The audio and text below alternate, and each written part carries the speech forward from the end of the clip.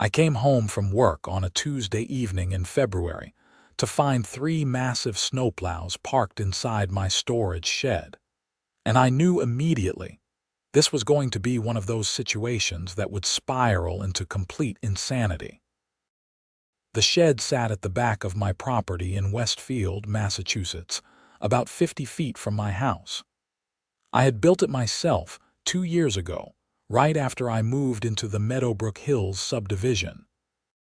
It was a solid structure, 30 feet by 40 feet, with proper insulation, heating, and even electricity I had paid to run out there. I stored my boat, my motorcycle, and various tools and equipment worth probably $20,000, all told. The shed was mine, my property, my land. Except now, it housed 3 bright orange snowplows that definitely did not belong to me. I walked across the snow-covered yard, my breath making clouds in the frigid air, and stood in the open doorway of my shed. My boat had been shoved into the far corner, tilted at an angle that made me nervous. My motorcycle was nowhere to be seen, and these 3 plows sat there like they owned the place, snow still melting off their blades and creating puddles on my floor. I pulled out my phone and called my neighbor, Marcus, who had lived in the subdivision for 5 years before I moved in. "Marcus, did you see anyone at my shed today?" "Oh yeah, the HOA guys were there this morning. Looked like they were moving equipment around." "Why?" "Because they moved my stuff and parked their plows in there." There was a pause. "Their plows? The HOA plows, 3 of them." "Man, that's crazy even for Karren." Karren Peterson. "The HOA president and the bane of my existence since the day I moved in." She was a 52-year-old woman with a blonde bob haircut that never moved in the wind, designer athleisure, where that cost more than my monthly mortgage, and an attitude that suggested the entire subdivision existed solely for her amusement and control. I hung up with Marcus and immediately called the HOA office. It rang 6 times before going to voicemail. "This is Yates Jensen at 412 Hickory Lane. I need someone to call me immediately about the unauthorized use of my storage shed.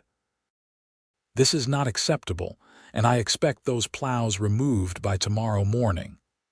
I went inside my house, made dinner, and waited. No call came. The next morning I woke up at 6 and checked the shed. The plows were still there. I called the HOA office again at exactly 8 when they opened. "Meadowbrook Hills HOA, this is Deborah speaking." "This is Yates Jensen. I need to speak with Karren Peterson immediately." "I'm sorry, Mrs. Peterson is in a meeting until 10. Can I take a message?" "I left a message yesterday. This is urgent. The HOA has parked equipment in my private storage shed without permission, and it needs to be removed immediately." "Oh, you mean the equipment storage arrangement? Let me check." I heard papers shuffling. "Yes, we have you down for the seasonal equipment storage program. You should have received a letter about this last month." "I received no letter and I'm in no program. Those plows need to be removed today." "Sir, if you opted into the program, we can't just move them. It's a contract through March." "I opted into nothing." "Remove them today or I'm calling the police." "There's no need to be hostile, Mr. Jensen. I'll have Mrs. Peterson call you when she's available." I hung up and went to work, fuming the entire drive. I was a software engineer for a company in Springfield, about 30 minutes from my house, and I spent the morning barely able to concentrate on my code. At lunch, I called the Westfield Police non-emergency line. "Westfield Police, Officer Ramirez speaking." I explained the situation. Officer Ramirez listened patiently. "So this is your property, your shed, and they moved equipment in without permission, correct?" "That could be trespassing, possibly criminal mischief depending on if they damaged anything. But honestly, sir, this sounds like a civil matter. My suggestion is to document everything. take photos, and contact a lawyer. If they refuse to remove the equipment, you could file a complaint, but since it's HOA related, you're probably looking at a civil suit. So you won't come and make them remove it. Not unless they're actively trespassing right now, or you can prove criminal damage. Property disputes between homeowners and HOAs typically go through civil court. I thanked him and hung up. He was probably right, but it still irritated me. I took an early lunch and drove home. The plows were still there. I took probably 50 photos from every angle, including shots of my boat shoved into the corner and pictures showing where my motorcycle used to be. Then I walked around my shed and noticed something I had missed the night before. Fresh scratches on the door frame and the lock housing. They had forced their way in. The lock was my lock, but it had been broken and replaced with a different one. I took more photos. At 2 in the afternoon, my phone finally rang. Karren Peterson. Mr. Jensen, this is Karren Peterson from the Meadowbrook Hills HOA. I understand there's some confusion about the equipment storage. There's no confusion. You broke into my shed and parked your plows there without permission. That's trespassing and property damage. I think you're misunderstanding the situation. According to our records, you signed up for the Community Support Program last November. Participants agree to provide storage space for community equipment in exchange for reduced HOA fees. I signed up for nothing. I never received any letter, any form, any communication about this. Well, that's strange because I'm looking at your signature right here on the form. My blood went cold. You forged my signature. Of course not. Don't be ridiculous. Look, Mr. Jensen, we're trying to do what's best for the community. These plows keep our streets clear, which benefits everyone, including you. I don't understand why you're being so difficult about this. Because you broke into my property without permission. Remove the plows today, or I'm filing a police report for trespassing and having them towed. If you have those plows towed, you'll be in violation of your HOA agreement and subject to fines of up to $500 per day. I suggest you reconsider your attitude, Mr. Jensen. We're trying to work with you here. She hung up before I could respond. I stood in my living room, shaking with anger. Then I did what I should have done immediately. I called a lawyer. Robert Chen was a real estate attorney in Springfield who handled HOA disputes. I had found him through a Google search and a recommendation from Marcus, who said a friend had used him for a boundary dispute. Mr. Jensen, come in tomorrow morning. Bring all your documentation, photos, and any communication with the HOA. This sounds like a straightforward case of unauthorized property use and possibly fraud if they forged your signature. That evening, I went back to the shed with a friend from work who was a notary. We documented everything again, this time with official notarized statements about the condition of my property and the forced entry. I also measured the scratches on the lock and took close-up photos showing they had drilled out my original lock. The next morning, I met with Robert Chen. He was in his early 40s, sharp suit, sharper mind. He listened to my story, examined my photos, and reviewed the documentation. Okay, here's what we're dealing with. They've committed trespassing, breaking and entering, and possibly fraud if they forged your signature. The challenge is proving damages and getting immediate relief. I can file for a restraining order and demand immediate removal of the equipment, but that might take a week or two to get before a judge. In the meantime, I have another suggestion. What's that? Charge them rent. I blinked. Charge them rent. They're using your property without permission. You have every right to charge them for that use. I'll draft a letter today informing them that their use of your storage shed constitutes a month-to-month lease agreement at fair market value for commercial storage in this area. Based on the size and the type of equipment, I'd say $1,500 per month is reasonable. We'll bill them retroactively from the day they moved the plows in. Will that hold up legally? Absolutely. They're using your property. You're entitled to compensation. If they refuse to pay, it strengthens our case for trespassing and gives us quantifiable damages. If they do pay, well, you're getting compensated for their unauthorized use. Either way, we win. I left his office feeling better than I had in 2 days. Robert said he would have the letter drafted and sent by the end of the day, both email and certified mail. That afternoon, I received an email from the HOA with an attachment. It was supposedly my signature on a form agreeing to the Community Support Equipment Storage Program. I looked at the signature. It was close to mine, but not quite right. I signed my name with a specific flourish on the J that this signature lacked. I forwarded the email to Robert immediately. "That's forgery," he wrote back. "I'm adding that to our complaint." The next day, Saturday, Karren Peterson showed up at my door at 9 in the morning. She wore a cream-colored North Face jacket and looked like she had just come from a yoga class.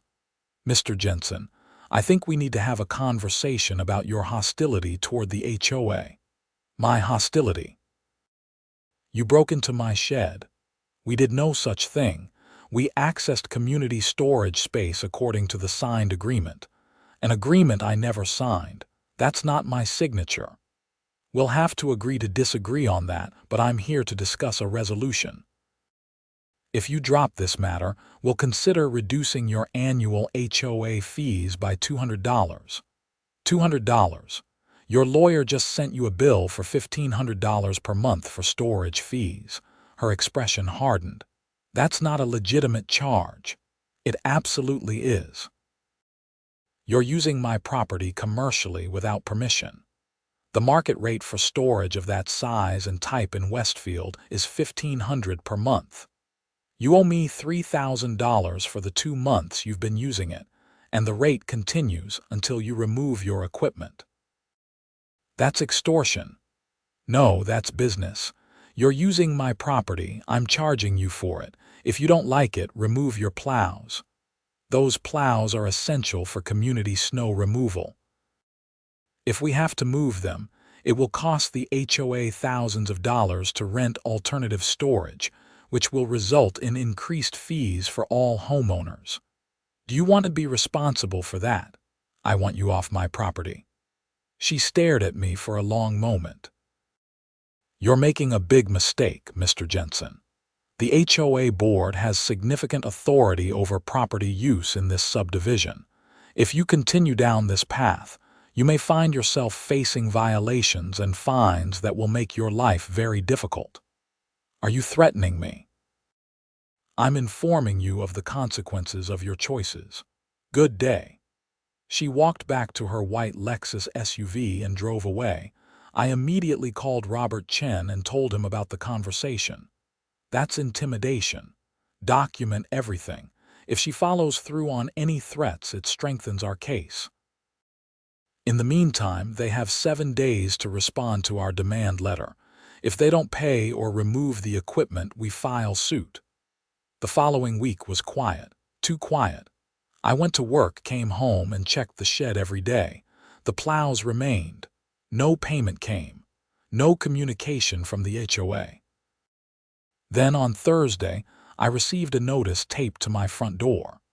It was from the HOA, dated that morning. Notice of violation. Property at 412 Hickory Lane is in violation of HOA Regulations Section 7, Paragraph 3, exterior storage of recreational vehicles. Your boat, currently stored in an exterior shed, is visible from the street and constitutes an aesthetic violation. Fine, $500, due within 10 days. Continued violation will result in additional fines of $100 per day. I actually laughed out loud. They had moved my boat, and now they were fining me for storing it in the shed where they had moved it. The absurdity was almost impressive. I forwarded the notice to Robert, who called me within 10 minutes. This is retaliation, clear as day. This actually helps us. They're penalizing you specifically because you objected to their unauthorized use of your property. We're adding this to the complaint. I'm filing the lawsuit tomorrow. What should I do about the fine? Ignore it for now. Don't pay anything. Let them try to enforce it. Every action they take is building our case. That weekend, Marcus came over with beers and we sat in my garage looking at the shed across the yard.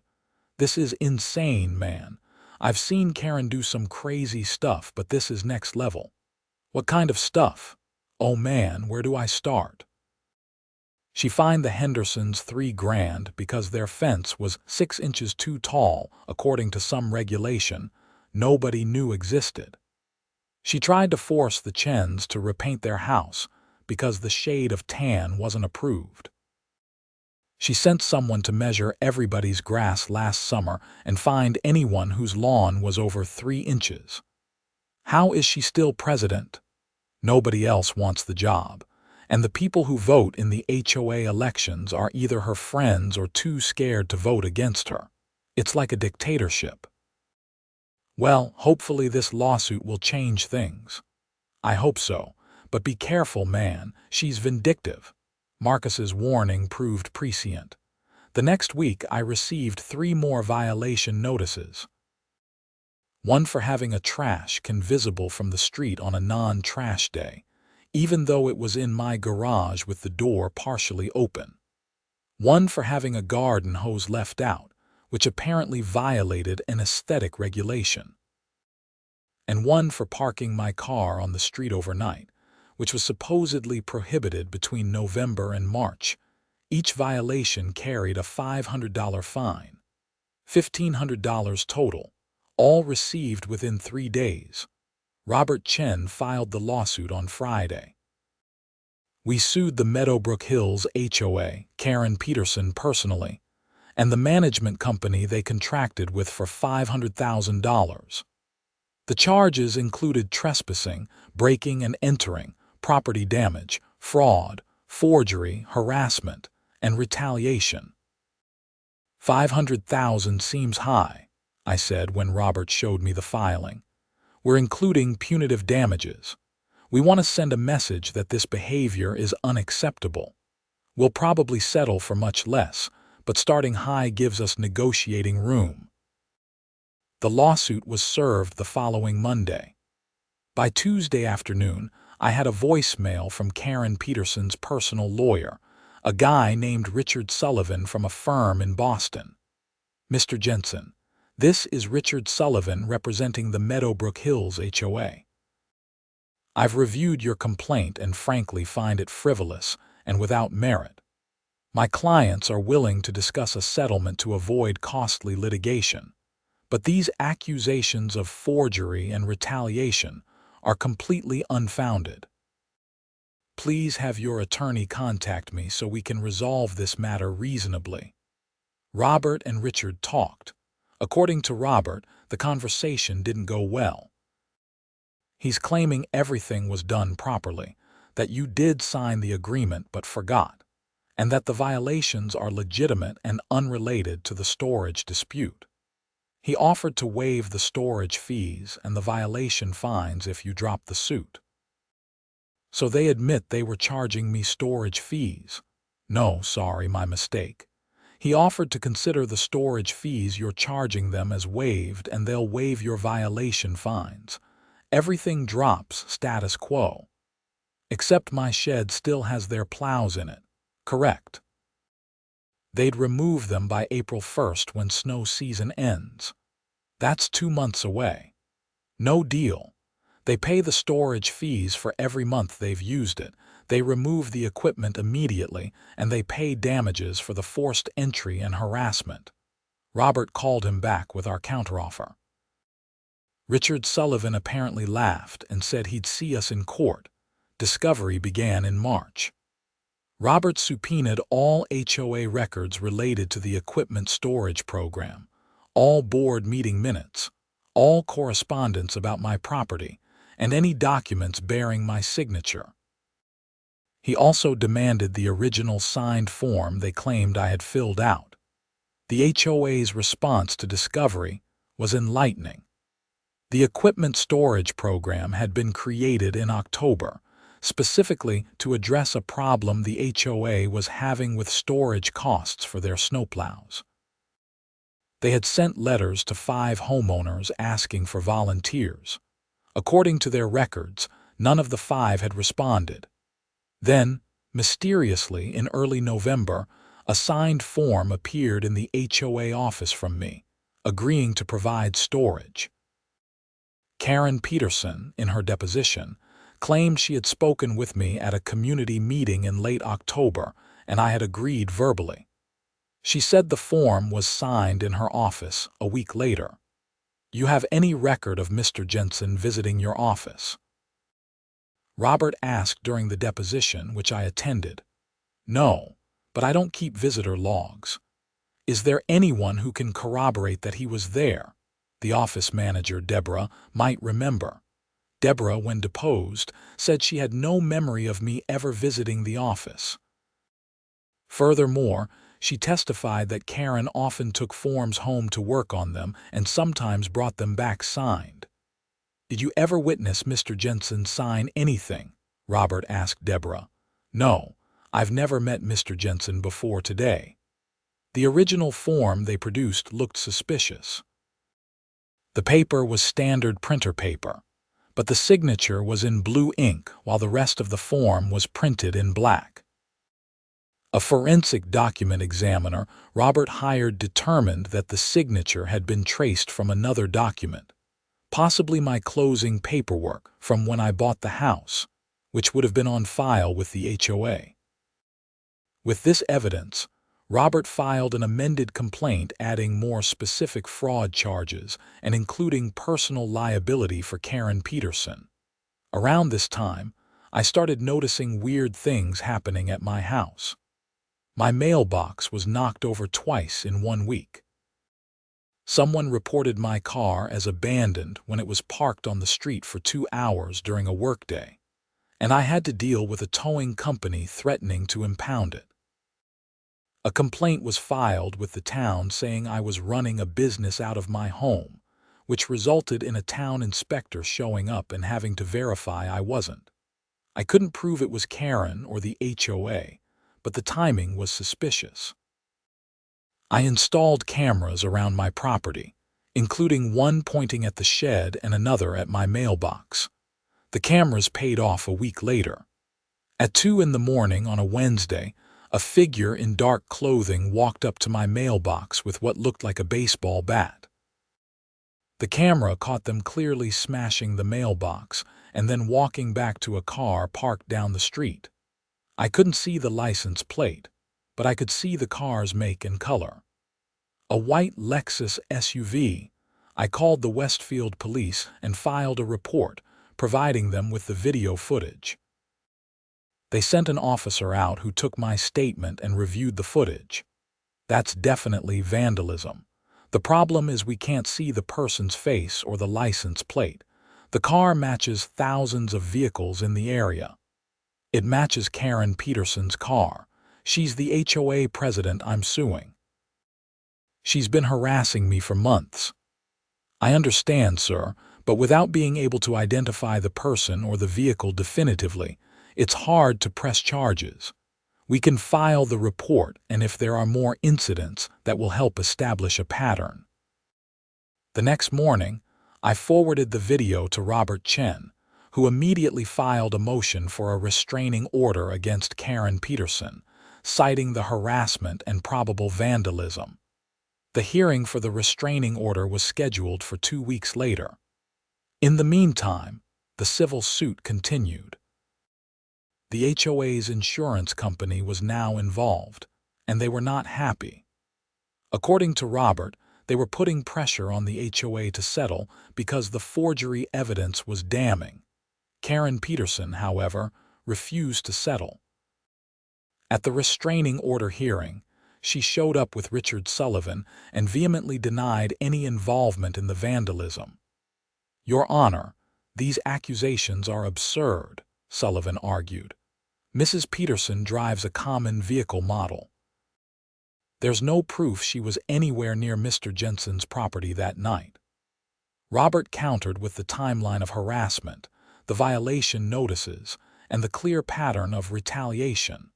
The judge, a middle-aged woman named Sandra Brooks, reviewed everything carefully. "I'm granting a temporary restraining order. Mrs. Peterson, you are to stay at least 100 yards away from Mr. Jensen's property unless conducting official HOA business, which must be done in writing through your attorney. This order is in effect until the conclusion of the civil case. Any violation will result in contempt charges." Karren's face went red, but she said nothing. The restraining order seemed to calm things down. The harassment stopped. No more mysterious violations, no more vandalism. But the plows remained in my shed and the meter was running. By April, they owed me $7,500 in storage fees. Robert sent monthly invoices, properly documented and itemized. The HOA ignored all of them. The trial was scheduled for late May. As we approached the date, the insurance company made increasingly aggressive settlement offers. First, they offered $20,000 and removal of the equipment. We rejected it. Then $35,000. Rejected. Then $50,000, plus they would drop all violation fines and pay my legal fees. I was ready to take it, but Robert advised patience. We have them. The forgery evidence is airtight. We have the harassment documented. We have quantifiable damages. I think we can get $75,000 to $100,000, plus legal fees and the removal of their equipment. Give it one more week.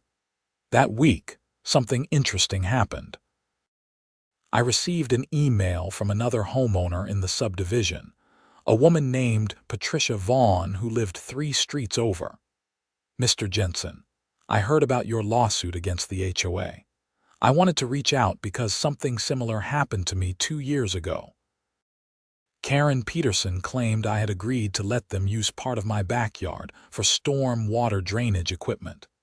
I never agreed, but she produced a form with my signature. I fought it for a while but eventually gave up because I couldn't afford a lawyer.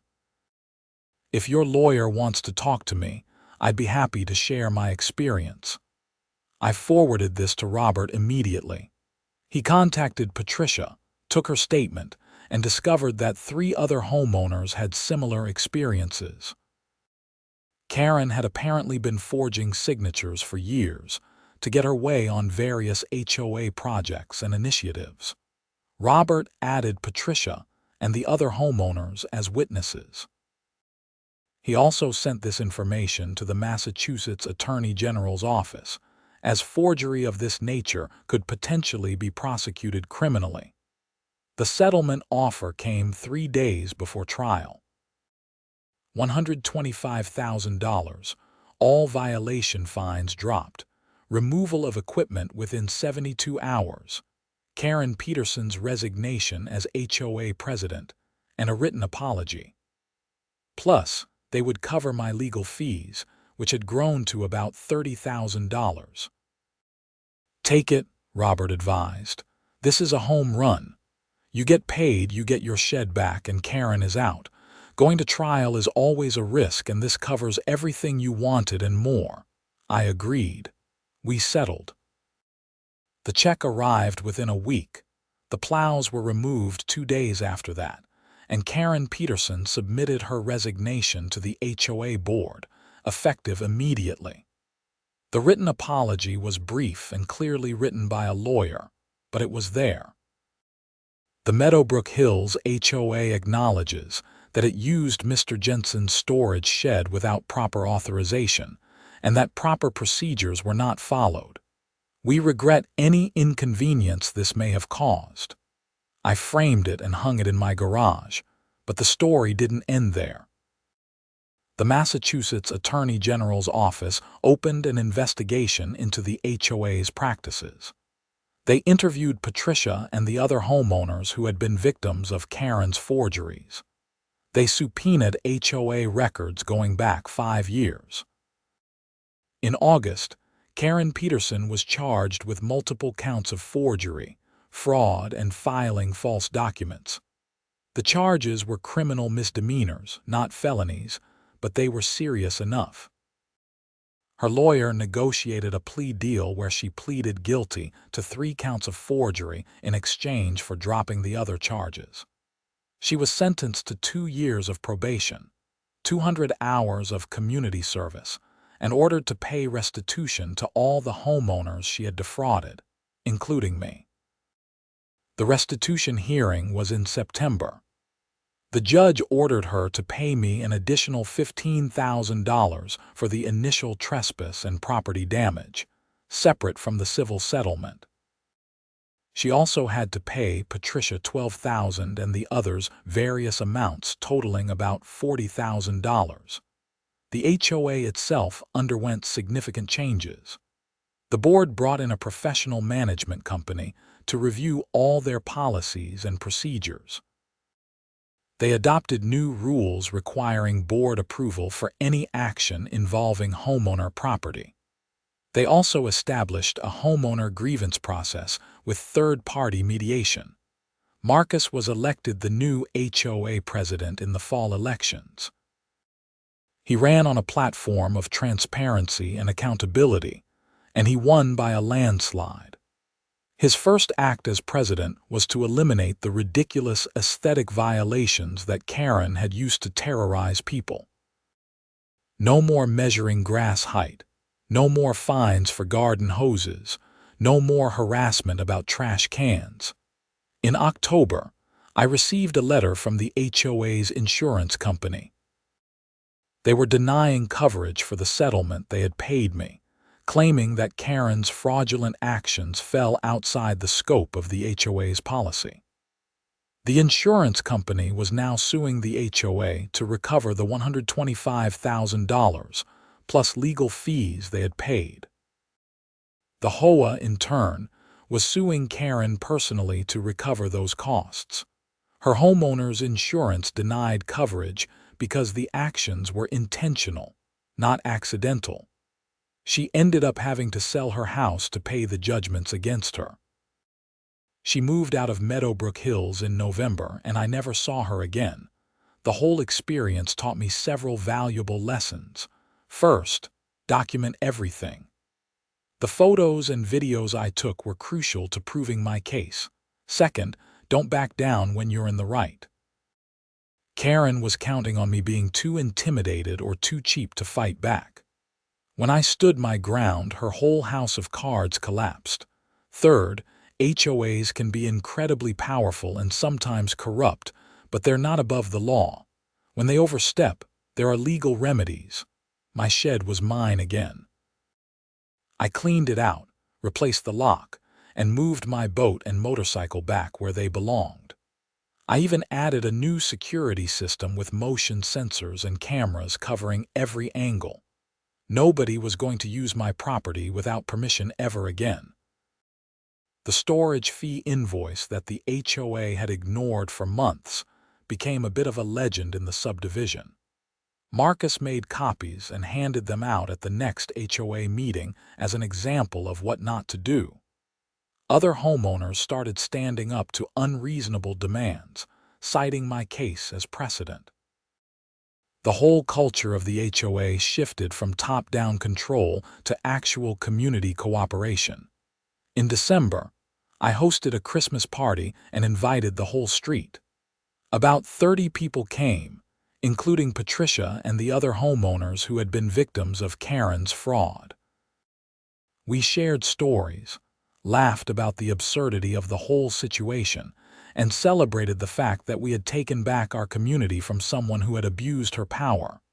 Patricia gave a toast to Yates, who had the guts to fight back when the rest of us couldn't, and to justice, even when it takes a while to arrive. Everyone raised their glasses, and I felt genuinely grateful, not just for winning the case or getting the money, but for proving that regular people can stand up to bullies and institutions when they're in the right. The money from the settlement and restitution went mostly to paying off my mortgage. I threw a chunk into retirement savings and used some to take a nice vacation to Hawaii in January. Sitting on a beach in Maui, drinking a beer and watching the sunset, I thought about the whole crazy experience. It had been stressful, time-consuming, and at times frightening. But I would do it again in a heartbeat. When I got back from Hawaii, I started getting calls from other people in Massachusetts who were dealing with HOA disputes. Word had gotten around about my case, and people wanted advice. I wasn't a lawyer, so I couldn't give legal advice, but I shared my experience and Robert Chen's contact information. He ended up taking on several more HOA cases, many of them involving similar abuses of power.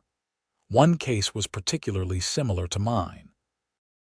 An HOA in Worcester had decided to store landscaping equipment in a homeowner's garage without permission.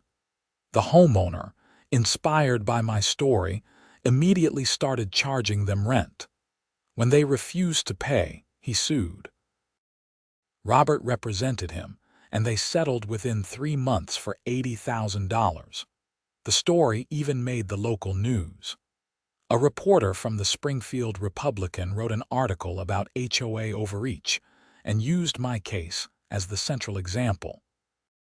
The headline read, "Homeowner turns tables on HOA, charges rent for unauthorized storage." The article sparked a broader conversation about HOA reform in Massachusetts. State legislators took notice. A bill was introduced in the Massachusetts House of Representatives, requiring HOAs to maintain proper insurance, follow strict documentation procedures, and provide homeowners with an expedited appeals process for violations.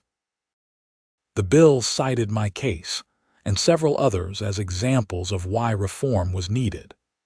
It passed in March and was signed into law by the governor in April, exactly 2 years after Karren Peterson's Plows first appeared in my shed. The law was nicknamed the Jensen Law in the HOA community, though that wasn't its official name. It made me a bit of a folk hero among people dealing with difficult HOAs, which was both flattering and weird. I never set out to be an activist or a crusader. I just wanted my shed back. But life has a funny way of putting you in positions where you have to choose between standing up for yourself or letting someone walk all over you. I chose to stand up, and it ended up helping a lot of other people in the process. My life settled back into normalcy. I went to work, came home, used my shed for its intended purpose. Marcus proved to be an excellent HOA president, focused on actual community improvement rather than petty enforcement of rules. Under his leadership, the HOA organized neighborhood cleanup days, improved the common areas, and even negotiated better rates for snow removal by hiring a legitimate company, instead of trying to do it themselves with equipment stored in stolen sheds. The financial impact of winning the case was significant. Between the settlement, the restitution, and paying off a big chunk of my mortgage, I was in the best financial position of my life. I was able to start a college fund for my nephew, donate to some charities I cared about, and still have a healthy emergency fund. But more than the money, what mattered was the principle. Karren Peterson had thought she could do whatever she wanted because she had a title and a little bit of power. She learned the hard way that power comes with responsibility, and abusing it has consequences. I ran into Deborah, the former HOA office manager, at the grocery store in June. She had quit shortly after Karren's resignation and was working as an office manager for a dental practice. "I just want you to know," she said quietly as we stood in the produce section, "I'm glad you fought back. I saw Karren do so many questionable things over the years, and I always felt guilty for not speaking up. When you stood your ground, it gave me the courage to quit and find something better. I'm glad it worked out for you, I said. And for what it's worth, your testimony in the deposition was really helpful. You didn't have to be honest about what you saw, but you were, and I appreciate that. She smiled. It was the right thing to do. I should have done it sooner. Stories like that made the whole ordeal worth it. It wasn't just about me or my shed. It was about standing up to corruption and abuse of power, even on a small, suburban scale.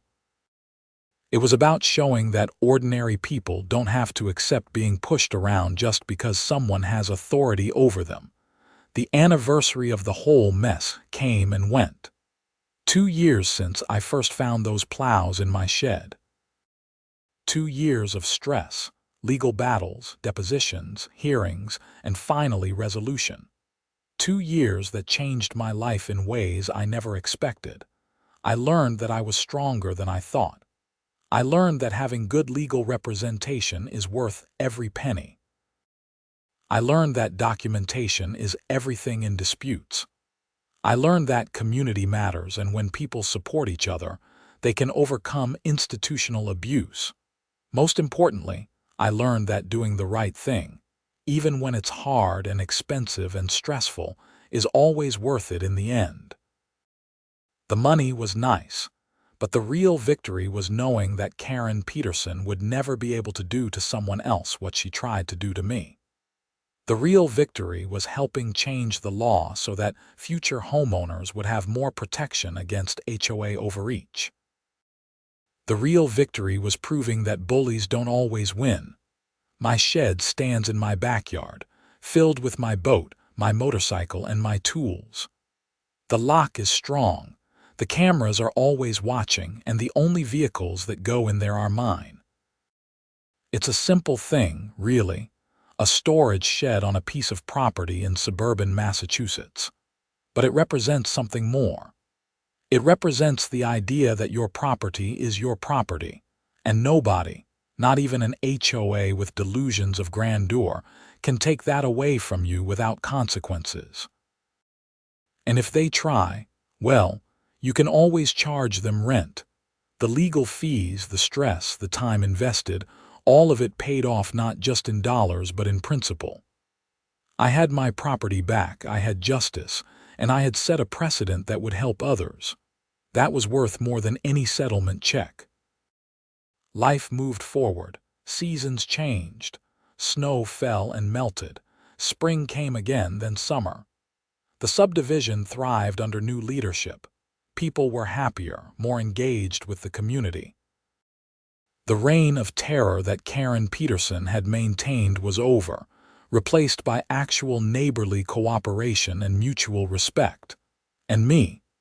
I just went back to being a regular guy with a house, a shed, and a story that people sometimes ask me to tell at parties. A story about standing up for yourself, fighting back against injustice, and winning.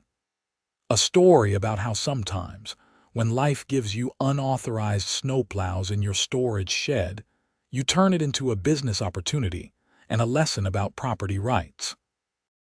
Every time I walk past that shed now, I smile a little. It's just a building, just walls and a roof and a door. But it's my building on my property and nobody else's, and that's exactly how it should be.